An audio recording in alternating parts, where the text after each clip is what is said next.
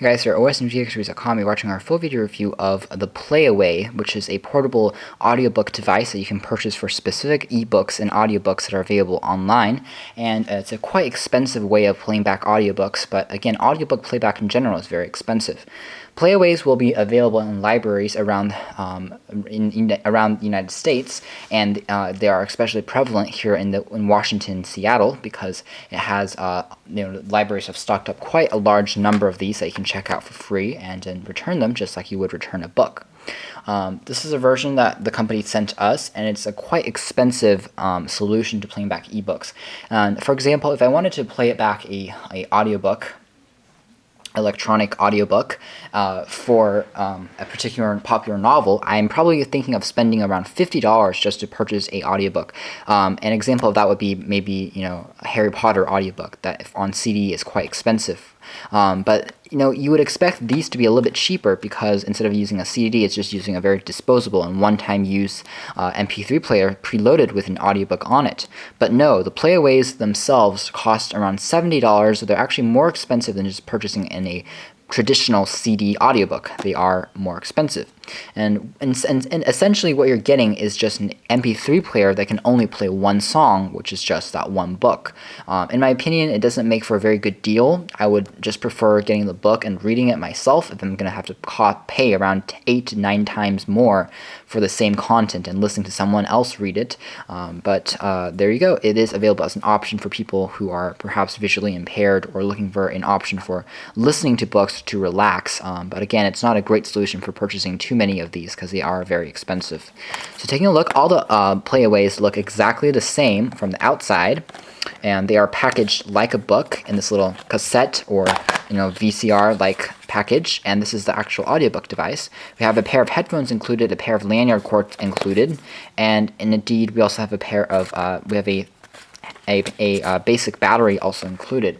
Inside the cover, we'll find access to controls for this thing, including plugging a pair of headphones into it, how to power it on, how to play it, how to select the EQ graphic equalizer presets, and how to use the narration speeds and the shuffle modes, the power button, the time remaining in the chapter, a volume control, volume decrease, a play pause, and a chapter skip keys. And it just uses one AAA battery, so it's very battery electronic conserving. And that's pretty much it. In terms of the product itself, you can see that it's fairly small. It's like the size of a iPod Nano 3rd generation. It's very, very small, very boxy. With that in mind, the front of the device is not very pretty. It's kind of clustered. It just has a monochrome screen and your navigational controls. But the back of the device is actually using the same cover as the real book is, so you do know what book you're playing when you are using the product. For example, Execution Dock is the one that I'm using right now, so it has this little cover art on it, which is pretty nice. It's made entirely out of plastic, but it feels pretty good in the hand. It has a nice weird wedge shape to it, so it's like a triangle. If I'm looking at like this, on the left-hand side of the device, we don't have anything. On the bottom, there is your lanyard cords for strapping something onto it and wearing it.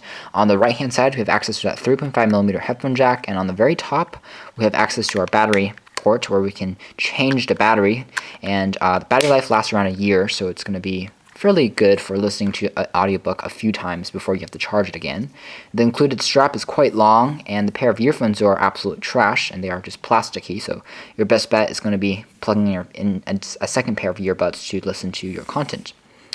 Let's take a look at the user interface. Some of the most basic information is also highlighted on the back, including the equalizer, the power, the speed, and all the buttons are basically numbered, so you do have a key or a legend to show you what's the display, what's the speed, what's the shuffle keys. It's very intuitive and easy to use.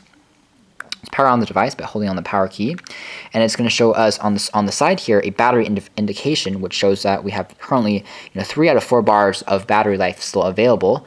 And in this particular chapter, we still have 30 minutes to go, but I paused this audiobook a long time ago. I can play it again, and it's going to start automatically playing that chapter. I'm in chapter 8, and it will start loading. I currently now have 29 minutes to go on this chapter. In terms of sound quality, it's actually pretty decent, as you might expect. It's as good as MP3 sound quality can get. Getting a CD sound quality is always going to be higher quality than using an MP3 digital version. So not sure, how much you're expecting there. But in terms of the experience is still pretty immersive, which is definitely nice. The screen itself is a little bit on the smaller side, but it's really only displaying your numbers.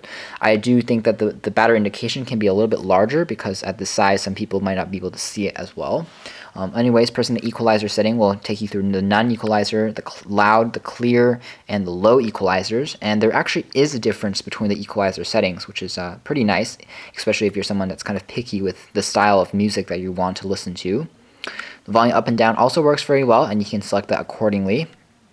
Skip tracks is pretty fast. It skips your tracks within a few seconds. And you can press play again, and it will automatically play, or pause.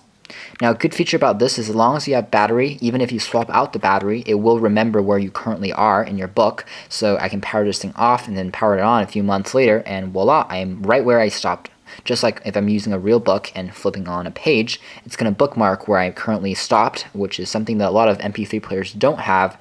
This thing does very nicely, which is very important for playing back books because you don't want to be always searching for where you left off and you're listening to your ebook or audiobook, sorry.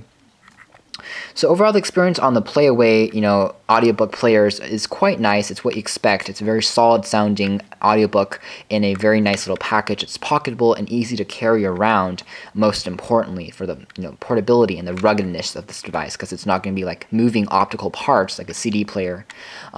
But with that said, at the moment, the super high price of this thing, around $70 for a book, is just way too much in my opinion. And until Playaway significantly finds a way to reduce the price for these basic, MP3 players that can play one song only, I like to make that illusion, then I don't think these things are going to catch on very nicely, except in King County or any other counties and other states, library systems that actually want to invest a lot of money in this particular product. So thanks for watching this video review here at osmptxreviews.com. This has just been a quick look at the Playaway MP3 audiobook players.